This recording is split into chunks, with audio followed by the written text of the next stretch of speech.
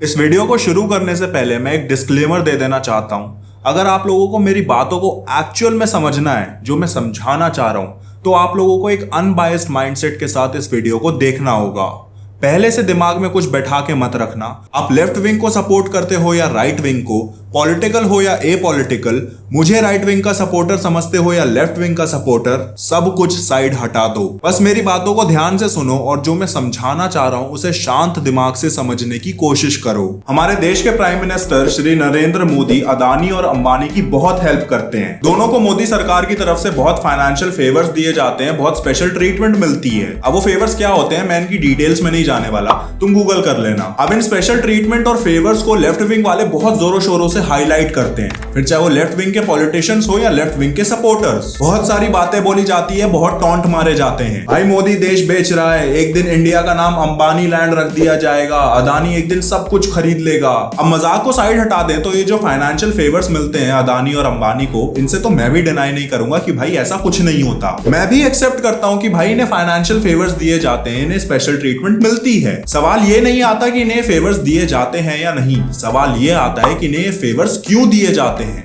और यही सवाल आज मेरी इस वीडियो का टॉपिक भी है। अब इस सवाल के जवाब की तरफ बढ़ते हैं कि भैया आखिर क्यों मोदी सरकार द्वारा इन बिजनेसमैन को फाइनेंशियल फेवर्स दिए जाते हैं। ऐसा तो नहीं है भैया कि मोदी, अदानी और अंबानी तीनों बचपन के दोस्त हैं, तीनों ने बचपन में कस्में खाई थी कि भैया जो कामयाब हो गया वो दूसरे की हेल्प करेगा, तीनों कामयाब होने के बाद एक दूसरे की हेल्प करेंगे। तो फिर क्यों करती है मोदी सरकार अदानी और अंबानी जैसे बिजनेसमैन की मदद? क्योंकि कोई भी सरकार किसी भी देश को नहीं चला सकती बिना उस देश के बड़े बिजनेसमैन के सपोर्ट के। पावरफुल लोगों के साथ के बिना आप किसी भी कंट्री को प्रॉपरली नहीं चला सकते। और ये सिर्फ इंडिया की सिचुएशन नहीं है, ऐसा हर देश में चलता आ रहा है। फिर चाहे वो अमेरिका हो, कनाडा हो, यूके हो, ऑस्ट्रेलिया हो, यहाँ तक कि चाइना और नॉर्थ कोरिया तक में भी यही सिस्टम चलता आ रहा है। कोई भी सरकार सिर्फ खुद के दम पे पूरे देश को नहीं चला सकती, पूरे देश को नहीं संभाल सकती। जब तक उस देश के इंपॉर्टेंट फिगर्स आपके साथ नहीं है तब तक देश को चलाना क्या, सत्ता में रह पाना भी पॉसिबल नहीं है। अच्छा, किसी भी देश की सरकार किसी देश को कब चला पाएगी?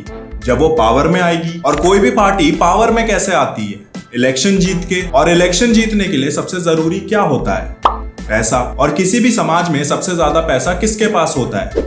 बिजनेसमैन के पास। अब दो और दो जोड़ लो और लगा लो हिसाब। कोई भी पॉलिटिकल पार्टी बिना पैसों के, बड़े बिजनेसमैन के सपोर्ट के नेशनल लेवल इलेक्शन क्या, स्टेट लेवल इलेक्शन भी नहीं जीत सकती। तो भाई हर पॉलिटिकल पार्टी को किसी बड़े बिजनेसमैन का सपोर्ट चाहिए होता है, फिर चाहे वो बीजेपी हो, कांग्रेस हो, आम आदमी पार्टी हो या शिवसेना हो। हर पॉलिटिकल पार्टी के एफिलिएशंस होते हैं बड़े बिजनेसमैन के साथ। वो उनकी हेल्प करते हैं उन्हें इलेक्शन जीतने में, उन्हें फंड प्रोवाइड करके। और एक बार अगर कोई भी पॉलिटिकल पार्टी इलेक्शन जीत जाए तो टाइम आ जाता है भैया एहसान चुकाने का। जो हेल्प ली थी उसका रिटर्न गिफ्ट भी तो वापस देना है ना, नहीं तो भैया 5 साल बाद जब दोबारा इलेक्शन आएंगे तो वो कैसे जीतेंगे? अब मान लो एक क्लास में कुछ दोस्त एक लड़के की हेल्प करते हैं उसे क्लास मॉनिटर बनाने में। वो लड़का क्लास मॉनिटर बना ही अपने दोस्तों की हेल्प की वजह से है। तो तुम्हें लगता है कि जब टीचर क्लास से बाहर जाएगी तो वो ब्लैक बोर्ड पे अपने दोस्तों का नाम लिखेगा कि मैम ये है वो लड़के जो क्लास में शैतानी कर रहे थे? कभी नहीं। एक हाथ से मदद लेके दूसरे हाथ से मदद करना, ये साइकिल ऐसे ही चलता आ रहा है। फिर चाहे बात हो क्लास मॉनिटर बनने की या देश का प्रधानमंत्री बनने की। और देखो ऐसा नहीं है कि भाई ये चीज सिर्फ इंडिया में हो रही है या सिर्फ हाल फिलहाल में हो रही है, ऐसी चीज हमेशा से होती आई है और हर जगह होती आई है। पहले के टाइम पे राजा महाराजा इतने बड़े साम्राज्य संभालते थे तो क्या वो अकेले ही संभाल लेते थे सब कुछ? उन्हें भी तो बड़े व्यापारियों की जरूरत पड़ती थी ना। खुद ही देख लो, इंडिया में पहले ब्रिटिश सरकार आई या ईस्ट इंडिया कंपनी आई? ईस्ट इंडिया कंपनी ने पहले अपना राज फैलाया और उस राज को बाद में टेक ओवर किसने करा? ब्रिटिश गवर्नमेंट ने। तो जो चीज हजारों सालों से चली आ रही है उसको आज के टाइम पे ऐसे अलग से पॉइंट आउट करने का क्या मतलब बनता है? चलो अब लोग बोलेंगे कि भैया सिर्फ बीजेपी ही ऐसा कर रही है, बीजेपी की सरकार ही अदानी अंबानी जैसे बड़े बिजनेसमैन की मदद करती है और इसीलिए अदानी अंबानी इतने अमीर हुए हैं। हाँ, तो जैसे 2014 से पहले अदानी अंबानी रेलवे स्टेशन पे झालमुरी बेचा करते थे, है ना? तुम्हें सच में लगता है भैया 2014 से पहले जब बीजेपी की सरकार नहीं थी तब कांग्रेस की सरकार अदानी और अंबानी की हेल्प नहीं करती होगी? अगर तुम्हें ऐसा सच में लगता है ना तो तुमसे बड़ा बेवकूफ कोई नहीं है। और अगर 2024 में दोबारा कांग्रेस की सरकार आ जाती है ना तो कांग्रेस की सरकार भी अदानी अंबानी की मदद करती रहेगी। एक बात कान खोलकर सुन लो, सरकारें आएंगी, सरकारें जाएंगी, इस देश को यही बिजनेसमैन चलाते रहेंगे। आज वो इस प्रधानमंत्री से मदद लेंगे तो कल वो उस प्रधानमंत्री से। आज बीजेपी उनकी मदद कर रही है तो कल कांग्रेस करेगी, क्योंकि इन बिजनेसमैन के पास वो चीज है जिसके पीछे पूरी दुनिया भागती है, इंक्लूडिंग दीज पॉलिटिकल पार्टीज, और वो चीज है पैसा। वो पैसे के दम पे पूरी दुनिया को नचाएंगे और पूरी दुनिया सिर्फ पैसे के लिए नाचेगी।